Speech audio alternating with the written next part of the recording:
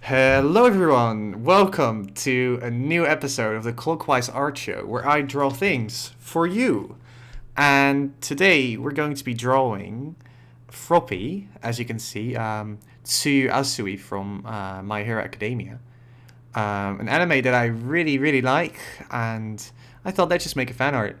And here we are. I streamed this on Twitch a while ago, and yeah, now I've compiled it as a video, and I just want to talk over it for you guys, and just kind of give an insight in what what my thought process was behind this. As you can see, I was beer back in the stream at that point, but I'm gonna keep it in here to just kind of talk over it. So first off, My Hero Academia. It's an anime that I really like, and many of you probably also do as well. It's kind of a long story with me in My Hero Academia because I used to read the manga like a while before the anime came out, and I remember reading it and thinking, wow, I need to this needs to become an anime right away because like this is gonna become really big. And like I was like, ooh, this is gonna be so cool. Like I wanted to talk to people about it, and like back then it wasn't that at least not that well known as it is now, of course. And yeah, so after the anime came out and my friends started watching it, I could finally talk about My Hero Academia with people, and like it blew up so much, and I was so happy to see that happen. So like My Hero Academia really means a lot to me. So, and of course Froppy means a lot to me as well. This actually started out as a commission for a friend of mine, Peter Jan Ruijs, and he wanted me to draw Froppy, and I'm like, well, I really love drawing Froppy, so this was like a match made in heaven for me, this commission. And I just as you can see, I'm painting this. I kind of started with the sketch. I didn't record that, sadly, but after the sketch, I just put in the base color, and then I start putting in the shading. As you can see, just kind of adding the dark parts in there.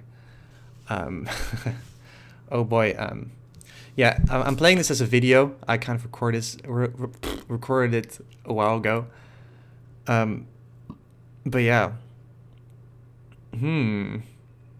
Why is it not continuing? I think there are some parts that I should have cut out, but oh well. I just want to skip through it a bit. Just adding a bit of the hairs in there, the hair shading. So I'm working on the suit now, and the thing is, like, it's usually kind of hard to add like this good shiny feeling to it without going overboard. So I kind of I treated it very delicately. But mainly I first wanted to focus on the face, but I really like focusing on one part and then moving to the other. But with this I kind of like went for an overall broad detailing approach. But as you can see probably, this is a mood board I had. That's also a thing. I have a mood board where I just like put in references of like of the character, the details of the character, interpretations of the character, and just kind of get a feel of like, okay, how should I draw this character? Like, how should I get to this? I looked up lots of pictures of nature, of basically the plants you see in this drawing soon. I looked it up. Actually looked up Dutch pictures of like ponds and stuff, just to kind of get a feel for it. First I really wanted to focus on the character before I did the background. So you can see me detailing it all, kind of like adding sort of color variations and slowly adding in the light. I like to go from mid-range values to then adding in the darker ones and then adding in the brighter ones. And it's always so satisfying when you add in the brighter highlights, and yeah, that's really a big part of painting that I really like. So as you can see, I'm kind of doing the goggles, just adding the glare in there, that's really fun to me. Um, also, yeah, so it's kind of shaping up, as you can see right here. I'm gonna skip through it just a little bit more because I recorded all this. So you can see I'm gonna start detailing the plants and all the stuff. Yeah, that's starting right now. Just as you can see, I started again with a base value and then added in darker, and then I added in light, and now I'm adding in the water. I tried to not make it too blue, and over here you can see that I kind of tried to add a sort of rainy feel to it because I wanted it to be a rainy day. I wanted it to be like a sort of rainy day in a pond and she just came out of the water. Kind of wanted it to be like that. Oh, this was another start of the stream. I always put a we are going light thing in there. But yeah, see, I just went over the previous sketch. I'm like, okay, these water lilies, what are they called, water lilies? I'm not sure. But like, I didn't like them at first, so I just went over it. I just painted over it and just draw new ones and tried to add a bit more of a perspective in there. Yeah, you can see I'm kind of experimenting with it. I'm not like the best plant painter. Is that a word? But yeah, I'm not the best painter. So I looked up a lot of references and just tried so many things. Just add a bit of shading in there. Then I made the whole thing darker, so she kind of like pops out a little more, and I really like that. And then I was like, okay, let's just add highlights, and then screw it, let's just add in the rain. And yeah, that's the thing. But yeah, the time is ticking, and in recent times, in June, if you're watching this later, this video was made in June, but yeah, E3 happened. So let's just talk a bit about that, because like for those who don't know, like it's a sort of video game convention that happens every year, and the video game companies announce new games. So yeah, I'd really like to talk about that because I'm a really geeky guy. So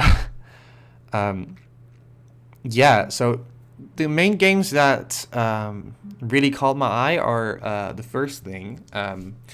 Elden Ring, even though you only saw cinematic or just a little trailer, but it caught my interest so much because like I really like Dark Souls and Bloodborne and all those things from Software. What a tongue twister, right? But yeah, Miyazaki and George R. R. Martin are teaming up, and I really like Game of Thrones. Of course, let's not talk too much about Season 8. But yeah, I really like the world of A Song of Ice and Fire.